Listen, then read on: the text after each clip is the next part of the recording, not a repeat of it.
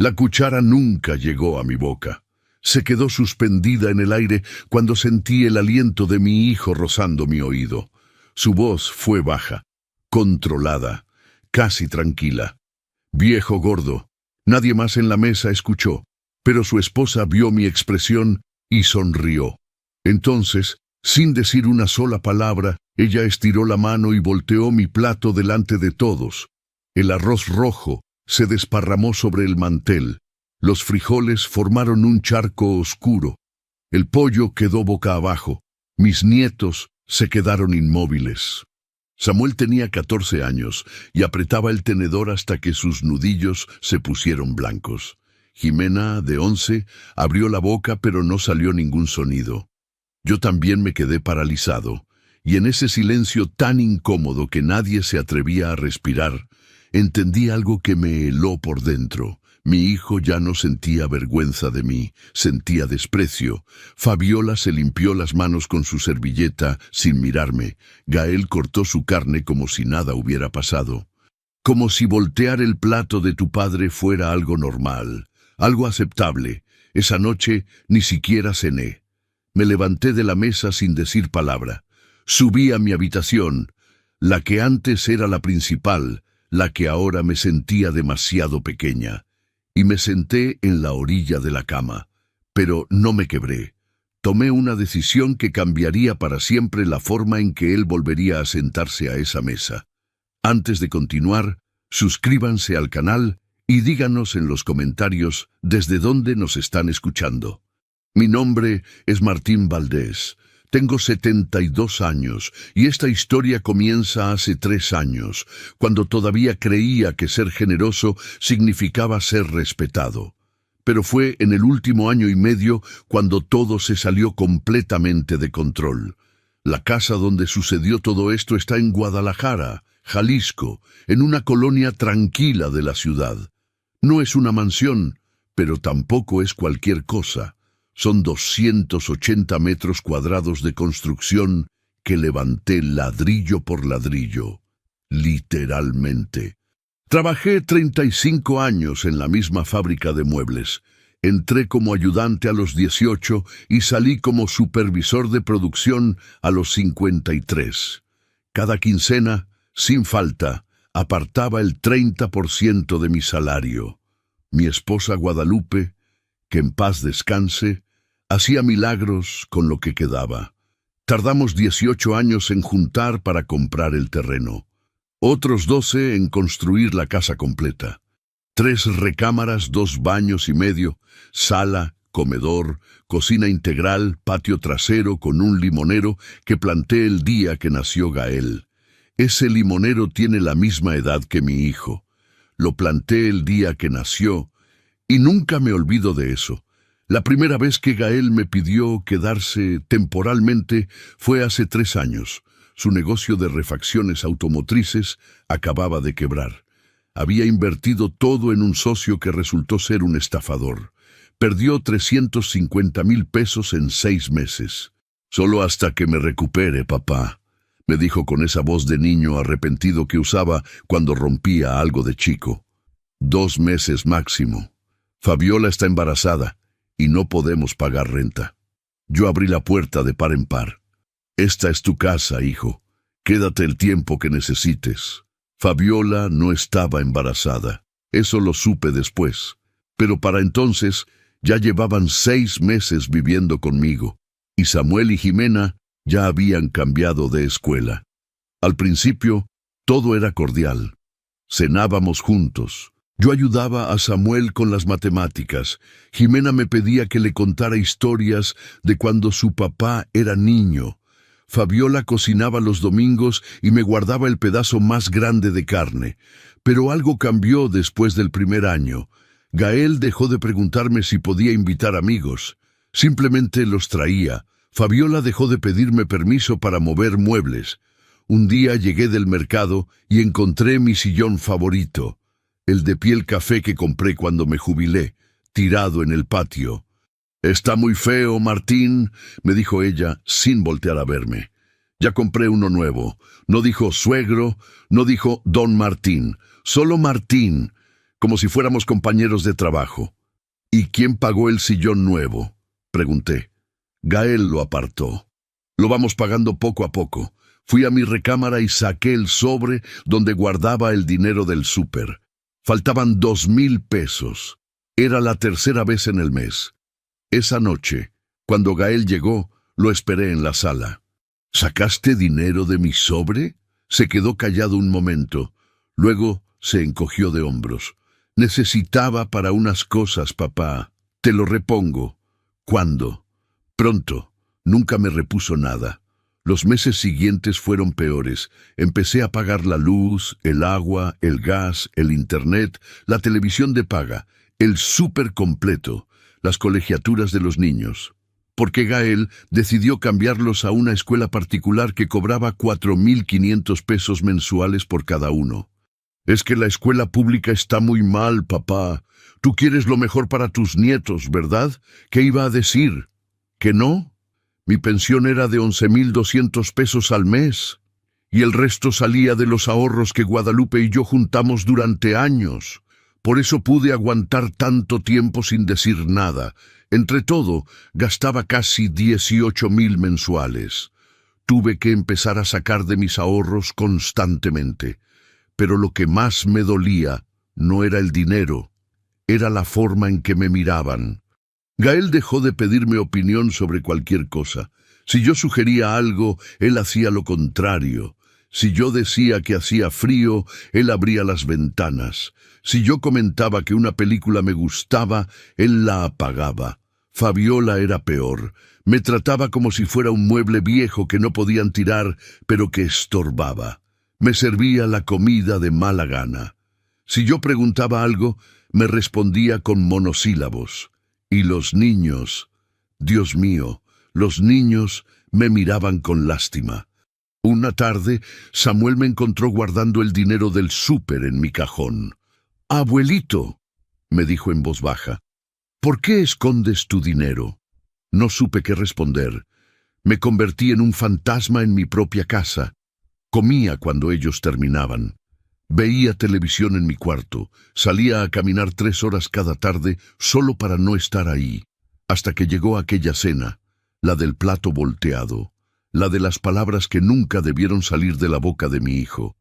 Pero esa noche, cuando subí a mi cuarto después de la humillación, no me quebré. Abrí el cajón de mi buró y saqué un sobre amarillo que tenía guardado desde hace 27 años. Dentro estaba la escritura original de la casa, y había un detalle en esa escritura que Gael nunca leyó. El cambio no fue de un día para otro, sino tan gradual que casi no lo noté hasta que fue demasiado tarde. 3 meses después de aquella primera conversación donde Gael me prometió solo 2 meses, Fabiola empezó a reorganizar la cocina. Llegué una mañana y todos los trastes que Guadalupe había acomodado durante años estaban en cajas de cartón. «¿Qué haces?», pregunté, sintiendo cómo se me cerraba el estómago. «Modernizando», respondió ella sin voltear. «Esta cocina parece de los años 80. Es que es de los años 80. La instalé yo mismo». «Exacto», dijo, como si eso lo explicara todo. Las tazas que Guadalupe coleccionaba las metió en una caja para tirarlas después. 12 tazas de Talavera que ella compró, una por una cada vez que viajábamos a Puebla. Cuando las vi en el montón de cosas para desechar, algo se rompió dentro de mí. Esas tazas eran de mi esposa. Fabiola se encogió de hombros. Ya estaban despotilladas. Compré unas nuevas en un supermercado, modernas. No discutí. Saqué las tazas del montón cuando ella no miraba y las guardé en mi closet. 3 estaban rotas. Las otras 9 las envolví en periódico como si fueran joyas. Esa fue la primera batalla que perdí sin luchar. 2 semanas después, Gael cambió la chapa de la puerta principal. Llegué del banco y mi llave ya no entraba. Tuve que tocar el timbre de mi propia casa como si fuera un visitante. «Es que la chapa estaba muy vieja, papá», me explicó Gael mientras me daba una copia de la nueva llave. Ya le metían ganzú a los rateros. Nadie ha intentado robarse esta casa en 40 años. Bueno, ahora está más segura.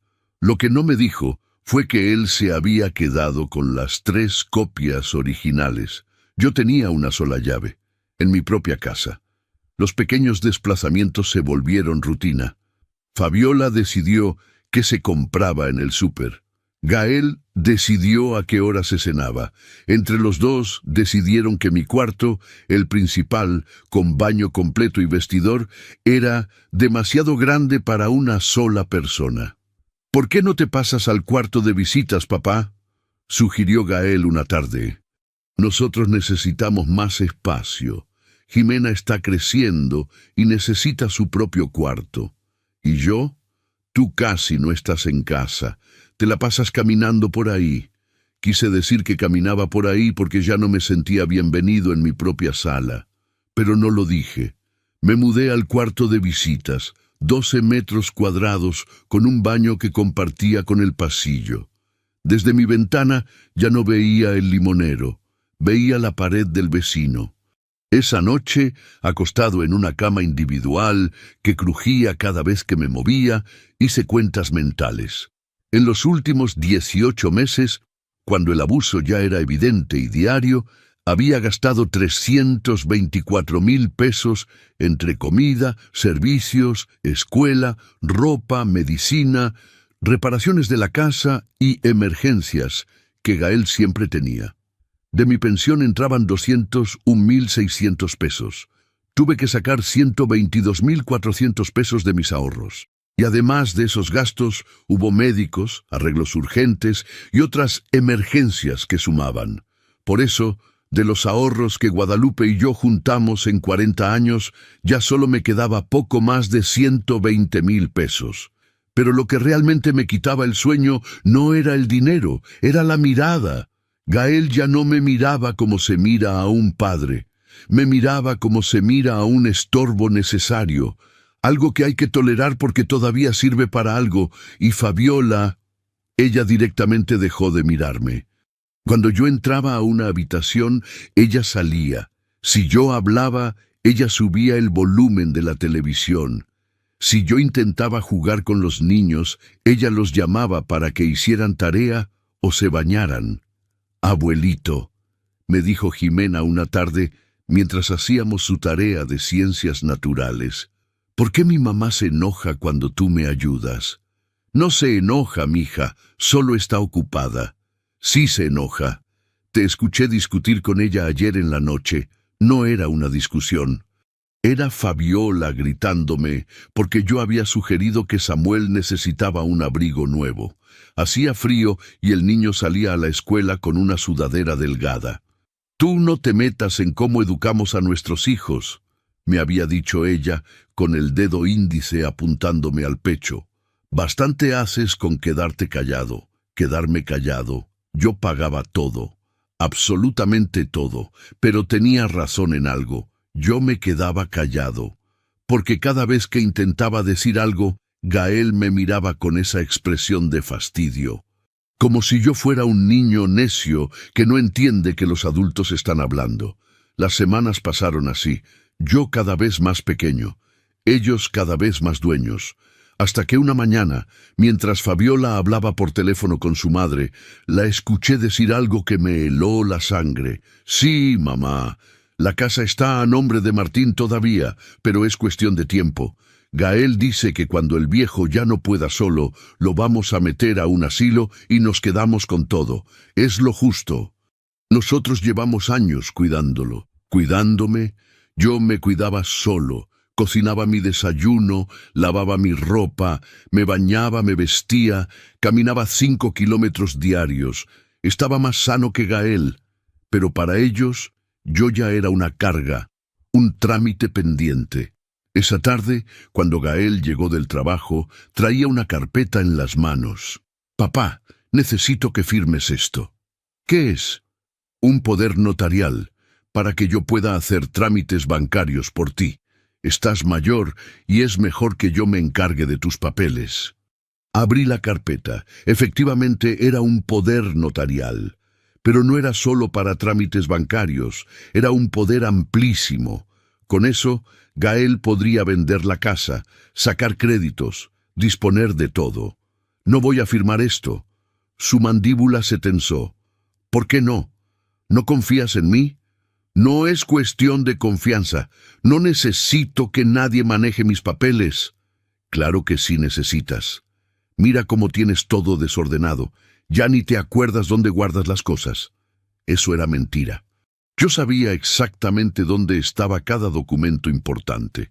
No firmo, repetí devolviéndole la carpeta. Por primera vez en años vi verdadero enojo en sus ojos. No esa irritación cotidiana, enojo real. Está bien, papá, dijo con una voz demasiado calmada. Como tú digas, esa noche cenamos en silencio. Bueno, ellos cenaron.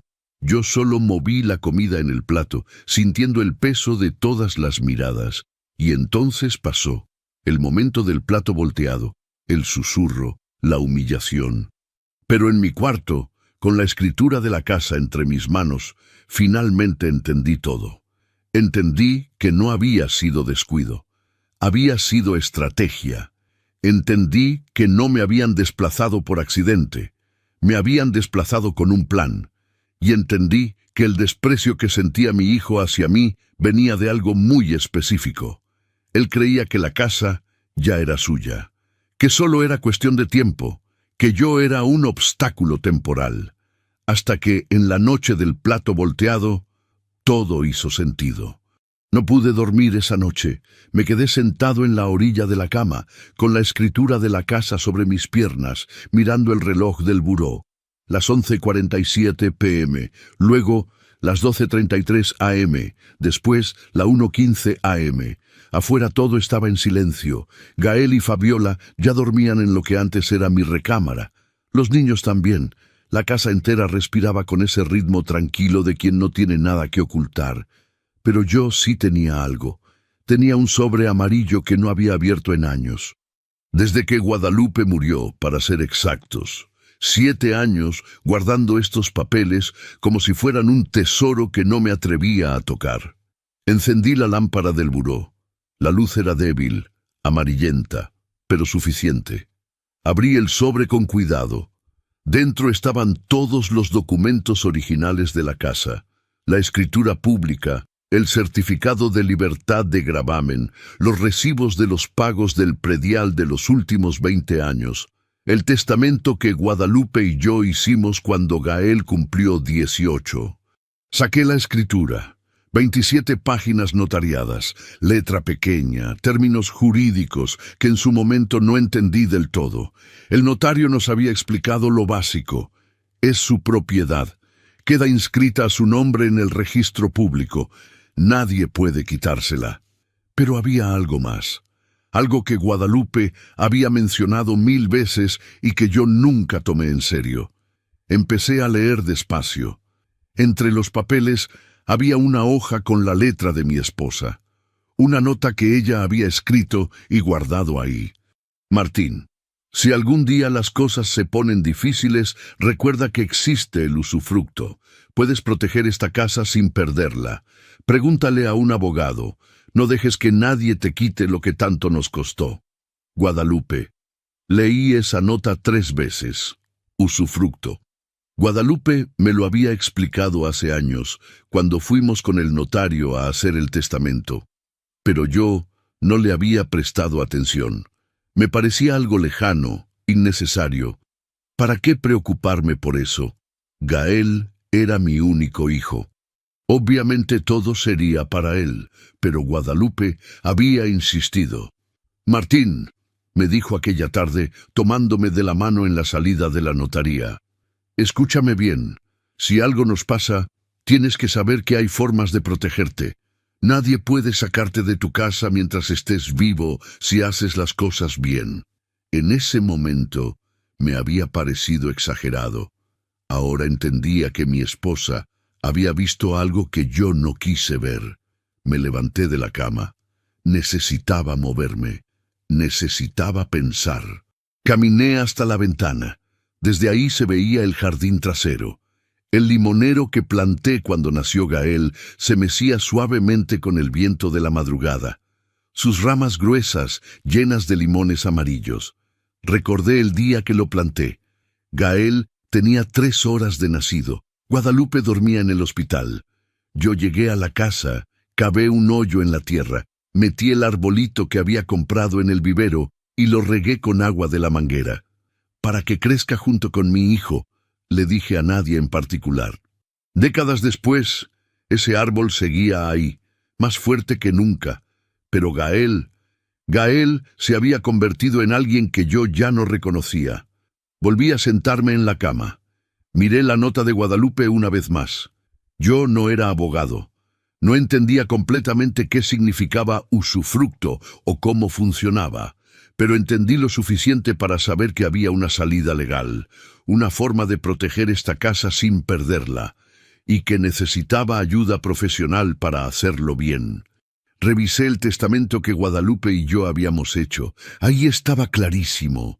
Todo quedaba para Gael. La casa, los ahorros, todo. Pero ese testamento podía cambiarse, y nadie tenía por qué enterarse hasta que fuera demasiado tarde. Miré el reloj, las 3:42 a.m. Guardé todos los documentos de vuelta en el sobre amarillo. Lo metí en el fondo de mi closet, debajo de una caja de zapatos viejos. Luego me acosté, pero no cerré los ojos, porque acababa de entender algo fundamental.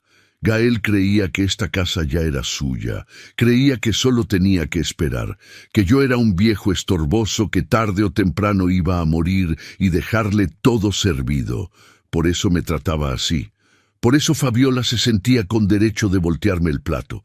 Por eso me habían desplazado, humillado, convertido en un fantasma, porque para ellos yo ya no contaba, como si mi tiempo ya hubiera pasado. Pero esa madrugada, con la nota de Guadalupe entre mis manos, me di cuenta de algo. Había una salida, y yo la iba a tomar. El despacho del licenciado Héctor Ruiz olía a papel viejo y café recién hecho. Llegué ahí 3 días después de aquella madrugada, sin decirle nada a Gael, sin avisar a nadie. Salí de la casa como todas las mañanas, con una gorra roja y mi chamarra gris, como si fuera a caminar al parque. Pero en lugar de eso, tomé el camión hasta el centro y fui a un despacho en el centro de Guadalajara. El licenciado Ruiz había sido compañero de trabajo de mi hermano Tomás, que en paz descanse. Un hombre serio, de unos 60 años, con canas perfectamente peinadas hacia atrás y lentes de pasta gruesa. «Don Martín», me dijo cuando entré a su oficina, «Tomás siempre habló muy bien de usted. Siéntese, por favor. ¿En qué puedo ayudarlo?» Le conté todo. No lloré, no me quebré. Solo le expliqué los hechos. Mi hijo viviendo en mi casa sin aportar un peso, el desplazamiento gradual, la humillación de la cena, el poder notarial que querían que firmara, el miedo de que me metieran a un asilo para quedarse con todo. El licenciado Ruiz escuchó sin interrumpir, tomaba notas en una libreta de pasta dura. Cuando terminé, se quitó los lentes y los limpió con un pañuelo. «¿Trajo la escritura?», preguntó. Saqué el sobre amarillo de mi mochila y se lo entregué. Él leyó en silencio durante casi 15 minutos. Yo me quedé sentado, mirando las fotografías enmarcadas en su pared. Títulos universitarios, reconocimientos, diplomas, fotografías antiguas, nada más. Finalmente, el licenciado Ruiz levantó la vista. «Don Martín, usted tiene opciones legales muy importantes, pero antes de explicárselas, necesito que entienda algo. Lo que voy a proponerle es completamente legal, pero va a cambiar para siempre la relación con su hijo. ¿Está seguro de que quiere seguir adelante?» «Completamente seguro», asintió despacio. «Muy bien. Mire, lo que su esposa dejó anotado es correcto. Existe una figura legal que se llama usufructo vitalicio. ¿Sabe qué significa eso?» «Más o menos. Significa que usted puede transferir la propiedad legal de la casa a quien usted quiera. Sus nietos, por ejemplo. Pero usted conserva el derecho a vivir ahí hasta su muerte. Con el usufructo vitalicio, mientras usted viva, nadie puede echarlo así nomás. No Gael, no Fabiola, y mucho menos sin un proceso que ellos no tenían cómo ganar, Es una figura legal perfectamente válida en México, establecida en el Código Civil. El usufructuario tiene todos los derechos sobre el inmueble, excepto venderlo o destruirlo. Sentí cómo se me aflojaban los hombros. Era exactamente lo que necesitaba escuchar. ¿Y cómo funciona eso?, pregunté. El licenciado Ruiz abrió su computadora y empezó a escribir mientras hablaba. Lo hacemos en vida, por escritura pública, una donación de la nuda propiedad del inmueble a sus nietos Samuel y Jimena Valdés, con reserva de usufructo vitalicio para usted. Ellos quedan como propietarios registrales, pero sin derecho de uso mientras usted viva. Usted conserva el usufructo vitalicio exclusivo. Eso significa que puede vivir ahí, rentar la propiedad, hacer modificaciones, todo. Ellos no pueden hacer absolutamente nada hasta que usted fallezca. Y además, actualizamos su testamento para que todo quede consistente y no haya contradicciones legales. Todo protocolizado ante notario público e inscrito en el registro. Legal, frío, irreversible. ¿Y mi hijo? Su hijo queda completamente fuera. No hereda la casa. No puede reclamarla. No puede venderla ni grabarla. Legalmente es como si nunca hubiera tenido derecho sobre ese inmueble. Me recargué en el respaldo de la silla. Las palabras del licenciado Ruiz resonaban en mi cabeza como campanadas. Gael, fuera, completamente. ¿Cuánto tardaría en hacer eso?, pregunté. 2 semanas si trabajamos rápido.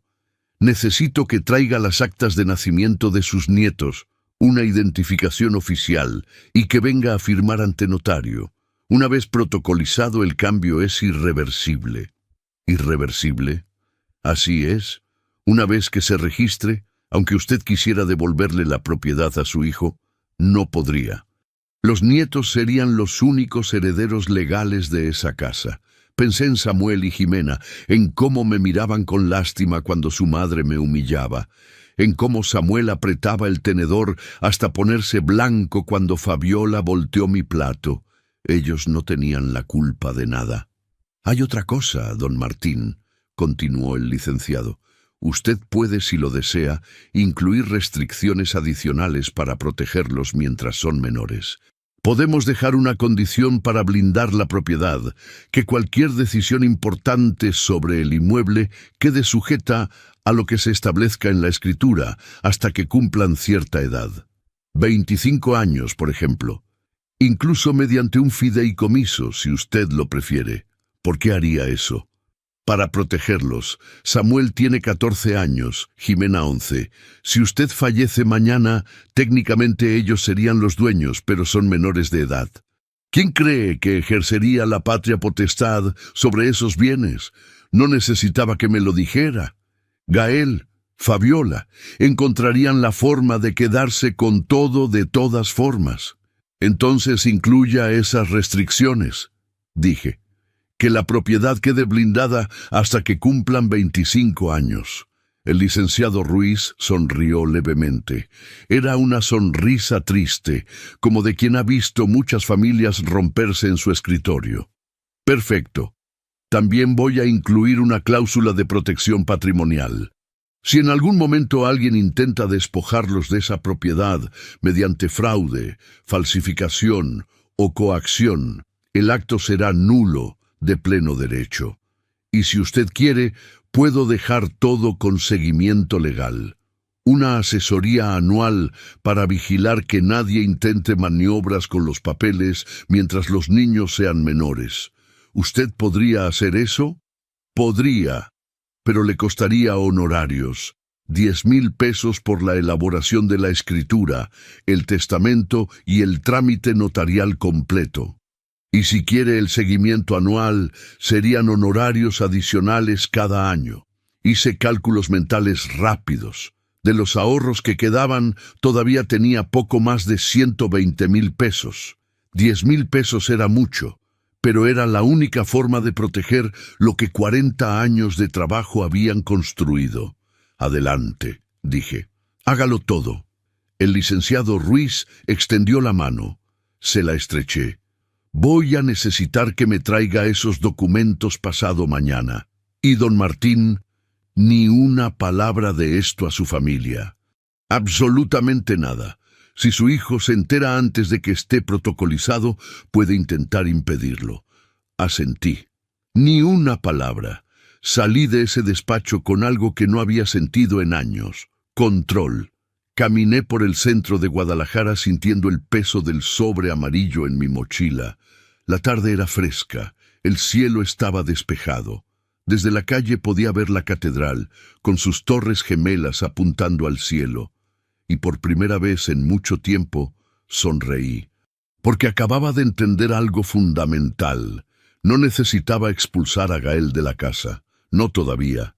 Era mucho mejor dejar que siguiera creyendo que todo estaba bajo control, que la casa era suya, que yo era solo un viejo tonto esperando morirme. Mientras más seguro se sintiera, más duro sería el golpe. Fue ahí que decidí no expulsar a nadie, todavía. Las 2 semanas que tardó el licenciado Ruiz en preparar la escritura y el testamento fueron las más extrañas de mi vida. Porque por primera vez en años yo sabía algo que Gael no sabía, y eso cambiaba todo. Volví a la casa esa misma tarde. Gael estaba en la sala viendo televisión con los pies sobre la mesita de centro, esa mesita que yo había barnizado 3 veces para que quedara perfecta. ¿Dónde andabas, papá?, preguntó sin voltear a verme. Caminando, respondí tranquilo. Ya sabes, lo de siempre.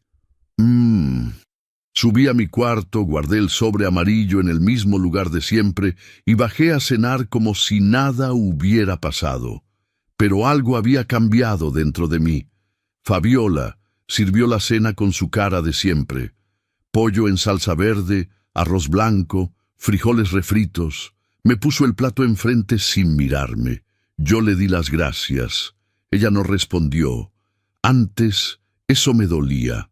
Ahora solo me daba risa. Los días siguientes fueron idénticos en apariencia, pero completamente diferentes en esencia. Gael seguía tratándome como si fuera un mueble viejo. Fabiola seguía dando órdenes en mi casa. Los niños seguían mirándome con lástima. Pero yo estaba en paz.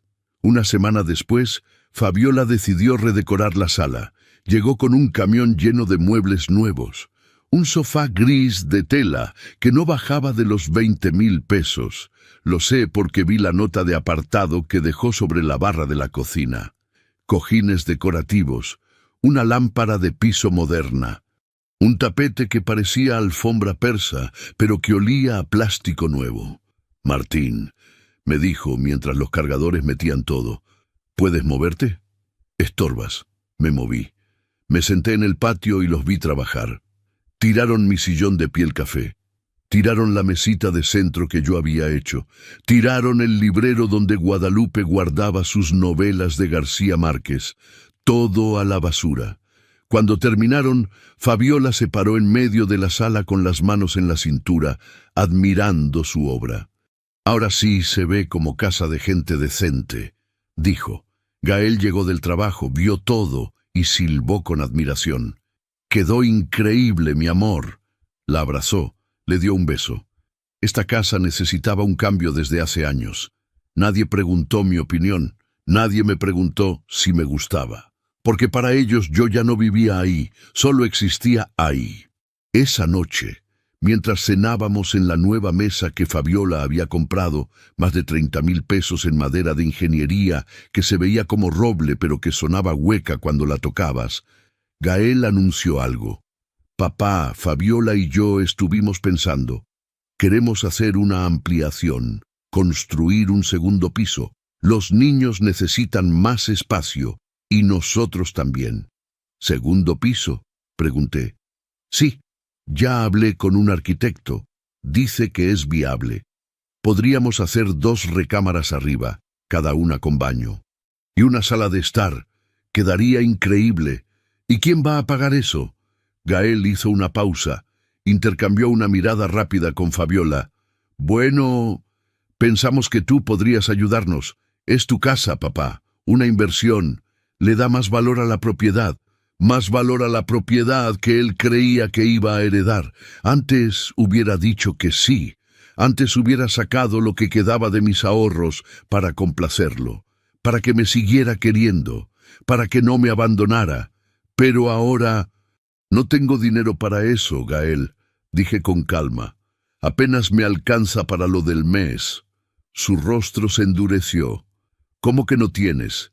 Tienes tu pensión, y sé que tienes ahorros. Los ahorros se acabaron. Entre la comida, los servicios, la escuela de los niños, ya no me queda nada. Era mentira. Todavía me quedaban poco más de 120,000 pesos. Pero ese era mi dinero, el único escudo que tenía. Fabiola dejó caer el tenedor con más fuerza de la necesaria. O sea que todo lo que hemos hecho por ti no vale nada, dijo con veneno en la voz. Vivir aquí aguantándote, cocinándote, limpiando tu mugre, y ni siquiera puedes aportar para mejorar la casa. Respiré hondo. Antes hubiera explotado. Antes hubiera gritado que yo pagaba todo, que ellos no aportaban ni un peso, que esta era mi casa. Pero no lo hice. Solo los miré con calma. Si tanto les molesta vivir aquí, son libres de irse. El silencio que siguió fue denso como concreto. Gael apretó la mandíbula. Fabiola me miró con odio puro. Samuel y Jimena bajaron la cabeza. Nadie dijo nada más durante la cena. Los siguientes días, Fabiola dejó de cocinarme. Preparaba comida para ella, Gael y los niños, pero a mí me dejaba la estufa vacía. Tuve que empezar a comprar tortas en la tienda de la esquina. No me importó. Gael dejó de hablarme. Pasaba a mi lado como si fuera una sombra. Si yo entraba a la cocina, él salía. Si yo encendía la televisión, él la apagaba. Tampoco me importó, porque cada día que pasaba era un día más cerca de tener los papeles firmados. El licenciado Ruiz me citó 2 semanas después. Llevé todos los documentos que me pidió. Actas de nacimiento de Samuel y Jimena, copias de mi identificación, la escritura original, el testamento viejo. Firmé todo ante notario público, un hombre de unos 70 años, con voz grave y manos temblorosas, que revisó cada página con lentitud. Ese sí era un hombre con décadas de oficio. ¿Está seguro de esta decisión, señor Valdés?, me preguntó. Completamente seguro. Una vez protocolizado, no hay vuelta atrás. Lo entiendo, firmé.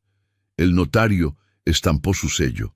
El licenciado Ruiz guardó todo en una carpeta café.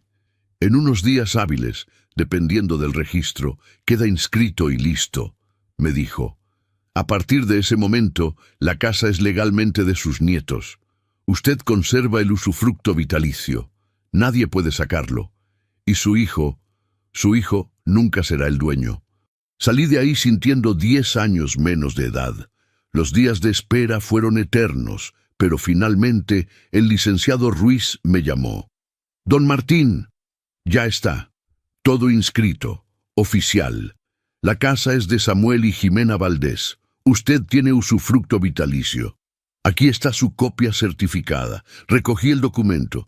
Era grueso, con sellos oficiales y firmas de notarios. Real. Irreversible. Esa tarde, mientras Gael y Fabiola fueron al centro comercial, abrí la pequeña caja metálica con llave que siempre guardé al fondo del closet, una caja que Guadalupe me regaló hace años, y guardé ahí todos los papeles. La escritura nueva, el testamento modificado, las copias certificadas, todo protegido, todo irreversible. Con los papeles ya registrados y guardados, dejé que pasaran unos días. Los miré vivir como si nada. Los vi gastar, los vi presumir, los vi tratarme como basura. Y cuando su confianza estaba en su punto más alto, una mañana dejé el sobre blanco sobre la mesa del café. El sobre blanco apareció sobre la mesa del café un lunes por la mañana. Yo lo dejé ahí a las 6 de la madrugada antes de que alguien despertara. Lo puse exactamente en el centro, donde nadie pudiera evitar verlo. Luego me senté en el sillón nuevo de Fabiola, ese que no bajaba de los 20,000 pesos, y esperé. Adentro había un documento de 3 páginas impresas en papel oficial. Membrete del licenciado Héctor Ruiz, sellos, lenguaje jurídico y una declaración muy clara. Se notifica que el inmueble donde residían en Guadalajara, Jalisco, ha cambiado de titularidad registral. El señor Martín Valdés Ochoa conserva el usufructo vitalicio exclusivo de dicha propiedad. Se otorga un plazo de 30 días naturales para que Gael Valdés y Fabiola León desocupen la casa. El usufructuario conserva el derecho pleno de habitar y disponer del inmueble. Punto. En caso de no atender esta notificación, se procederá por la vía legal correspondiente, firmado por el licenciado Ruiz, fechado, sellado, completamente legal. Gael bajó primero. Eran las 7:15. Traía puesta una playera vieja y pants. Se dirigió directo a la cocina bostezando. «Buenos días, papá», murmuró sin mirarme. «Buenos días». Prendió la cafetera, sacó una taza, se sirvió, y entonces vio el sobre. Lo tomó con curiosidad, casi con indiferencia. Como quien recoge un folleto publicitario que dejaron bajo la puerta. Abrió el sobre, sacó las hojas, empezó a leer. Observé cada segundo de su rostro. Primero fue confusión, frunció el ceño. Leyó más despacio. Luego fue sorpresa. Abrió los ojos, volvió a leer. Después fue incredulidad, negó con la cabeza y finalmente fue furia. «¿Qué diablos es esto?», gritó, levantando las hojas. Fabiola bajó corriendo las escaleras. «¿Qué pasa? ¿Por qué gritas?». Gael le aventó el documento. Ella lo leyó con las manos temblorosas. «No, no puede ser», susurró. «Esto es una broma». Me mantuve sentado, calmado, mirándolos. «No es ninguna broma», dije con voz tranquila. «Es oficial. Ya quedó inscrito y no se puede deshacer con un berrinche». Gael se acercó a mí con el rostro rojo de rabia. «¿Qué hiciste, viejo? ¿Qué chingados hiciste?». «Cuida tu lenguaje», le dije sin alterarme. «Hay niños en esta casa». «No cambies el tema, respóndeme. ¿Qué significa esto de cambio de titularidad registral?». Me levanté del sillón. Lo miré directo a los ojos. Por primera vez en años, yo era más alto que él, más fuerte, más dueño de mí mismo. Significa exactamente lo que dice. Esta casa ya no va a ser tuya, nunca. Eso es imposible. Soy tu único hijo. Tengo derecho. Tenías derecho. Lo corregí, pero lo perdiste cuando me trataste como basura, cuando tu esposa volteó mi plato, cuando me susurraste viejo gordo creyendo que yo lo iba a aguantar en silencio. Fabiola dejó escapar un sonido ahogado. Gael palideció. «Eso fue», balbuceó. «¿Qué? ¿Un error? ¿Un momento de enojo?». «No, Gael, fue desprecio, fue odio. Y yo lo permití durante mucho tiempo porque eres mi hijo, porque creí que las familias se aguantan todo. Pero me equivoqué». Fabiola se acercó con las hojas en la mano. «Esto no tiene validez legal», dijo con voz temblorosa. «Vas a ver que un juez lo anula. Eres un viejo y te dejaste manipular por ese abogado». Sonreí, una sonrisa pequeña, triste. «Todo está perfectamente hecho, protocolizado, inscrito, irreversible». «¡Mientes!», gritó ella. «Esto es fraude, es manipulación». «Entonces demándame», dije con calma. «Llévame a juicio. Pero mientras tanto, tienen 30 días para sacar sus cosas de mi casa». El silencio que siguió fue absoluto. Samuel y Jimena estaban parados en las escaleras, mirando todo con los ojos muy abiertos. No sé en qué momento habían bajado. Gael respiraba con dificultad. Sus manos temblaban. «No puedes hacer esto», dijo con voz ronca. «Somos tu familia.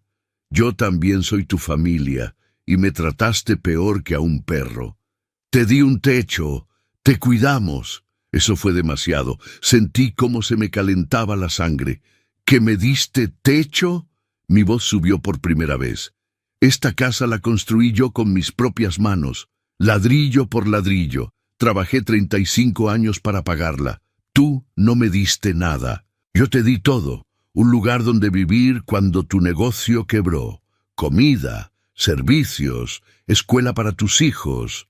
324,000 pesos en 18 meses. Y lo único que recibí a cambio fue humillación. Gael abrió la boca, pero no salió ningún sonido. Fabiola dejó caer las hojas al suelo. Esto no se va a quedar así, dijo con veneno. Vamos a pelear.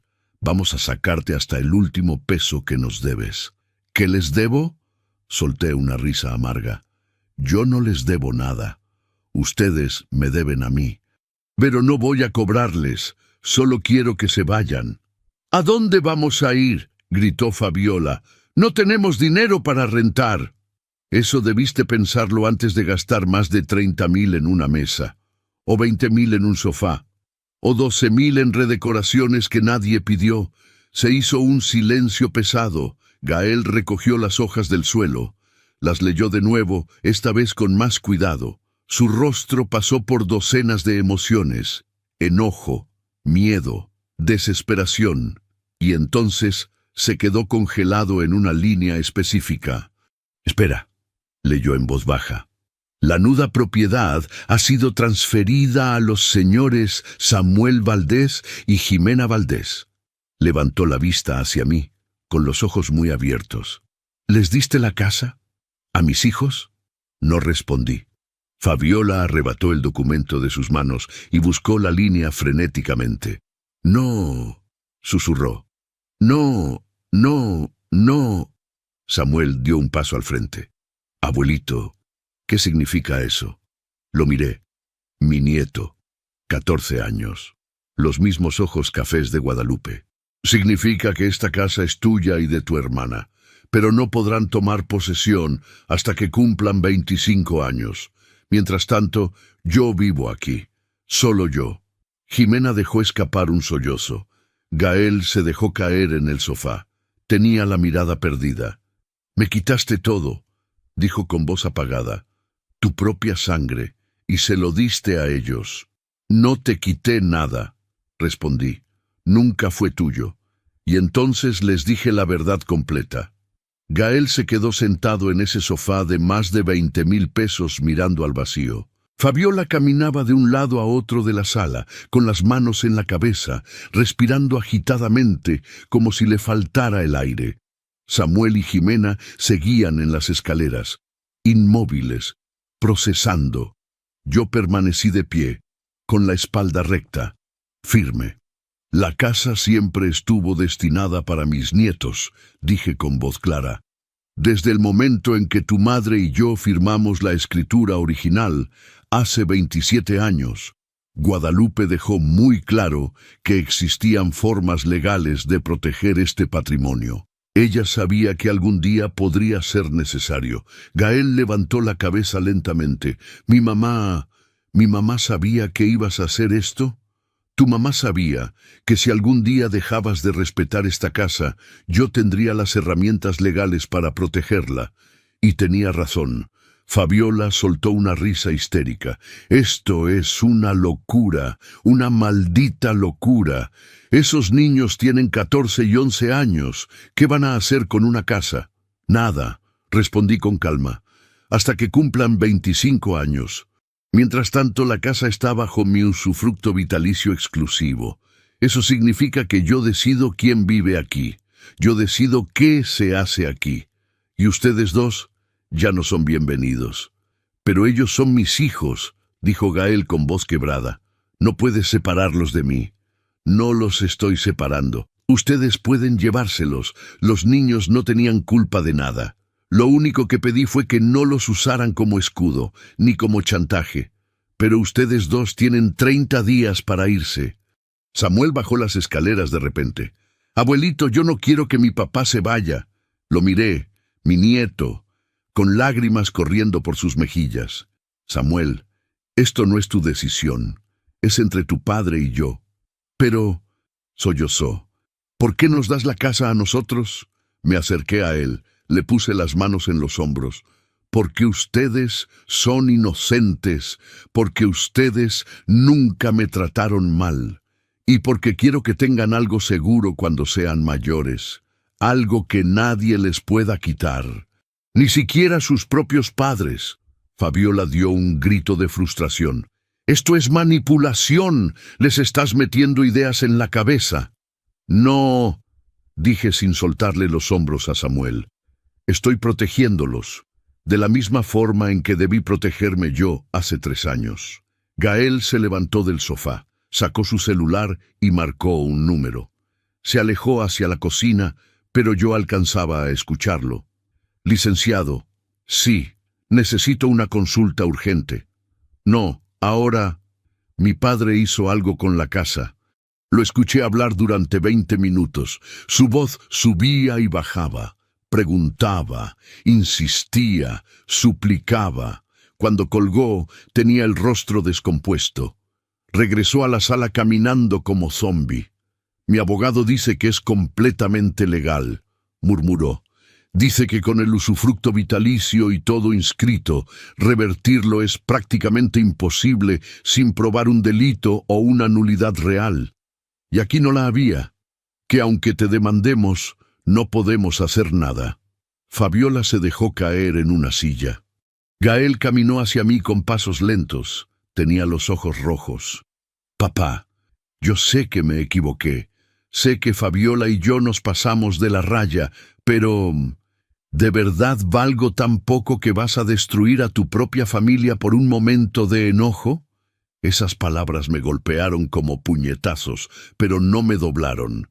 «No destruí nada, Gael. Tú destruiste esto. Cada día que me trataste como basura. Cada peso que gastaste de mi dinero sin preguntar. Cada vez que dejaste que tu esposa me humillara. Tú rompiste esta familia. Yo solo estoy protegiendo lo que queda. Soy tu hijo», gritó. «Tu único hijo. Y yo soy tu padre», grité de vuelta. «Tu padre». Y merecía respeto, merecía dignidad, merecía que me trataras como al hombre que te dio la vida y que trabajó 40 años para construir esto que ahora querías quitarme». El silencio que siguió fue sepulcral. Jimena bajó las escaleras corriendo y se abrazó a mi cintura, llorando. «Yo no quiero la casa, abuelito», sollozaba. «Yo solo quiero que todos estemos bien», le acaricié el cabello. «Y van a estar bien, mija. Te lo prometo, pero a veces estar bien significa separarse de la gente que te hace daño». Gael negó con la cabeza lentamente. «No puedo creer que estés haciendo esto». «Yo tampoco podía creer que tu esposa volteara mi plato», respondí. Y sin embargo pasó. Fabiola se acercó a sus hijos y los jaló hacia ella. «Vámonos», dijo con voz temblorosa. «Vámonos de esta casa maldita». «Tienen 30 días», repetí. 30 días exactos a partir de hoy. Si al cumplirse el plazo siguen aquí, mi abogado iniciará el procedimiento de desocupación por la vía legal, y entonces sí, con orden y con la autoridad si hace falta». Gael me miró con algo que nunca había visto en sus ojos, miedo real. «¿De verdad harías eso? ¿Llevarías esto hasta las últimas consecuencias?» «Si es necesario», dije sin pestañear. «Sí». Se dio la vuelta y subió las escaleras sin decir nada más. Fabiola lo siguió, arrastrando a los niños con ella. Me quedé solo en la sala, el sofá nuevo, la mesa nueva, los cojines decorativos, todo ese dinero gastado en cosas que nunca pidieron mi opinión. Me senté en el sillón y miré hacia el jardín trasero a través de la ventana. El limonero seguía ahí, fuerte, cargado de frutos amarillos, y yo también seguiría ahí, en mi casa, en la casa que construí, hasta el último día de mi vida.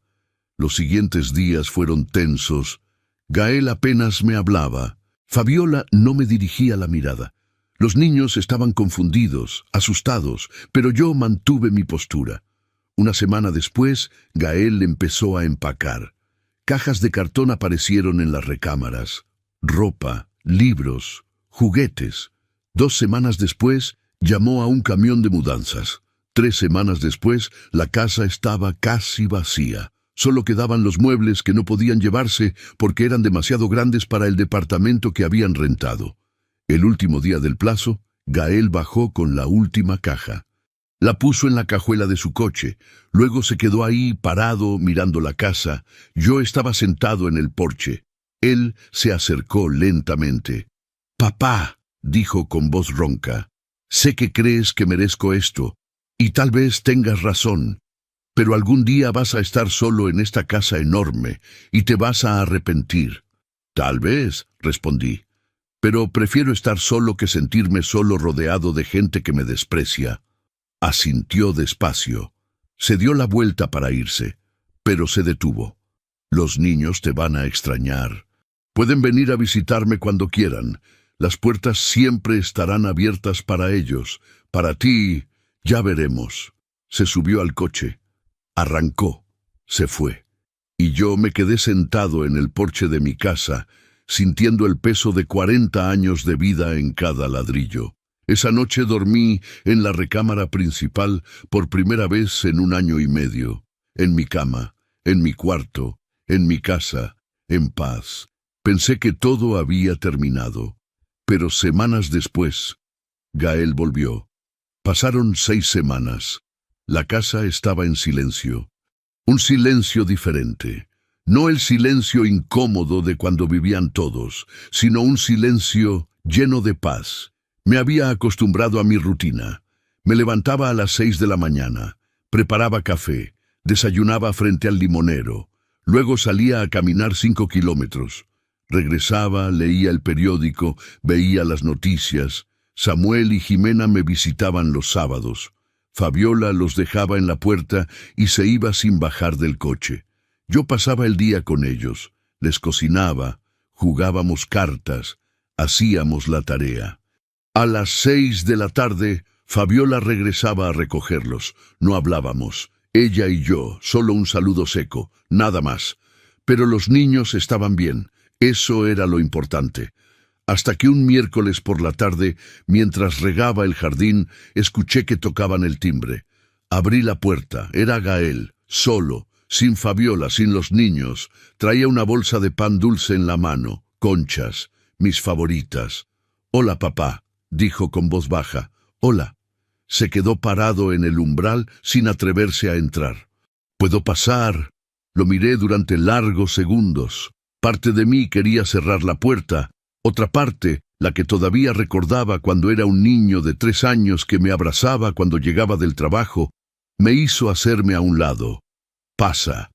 Entró despacio, como si estuviera en territorio enemigo. Miró alrededor.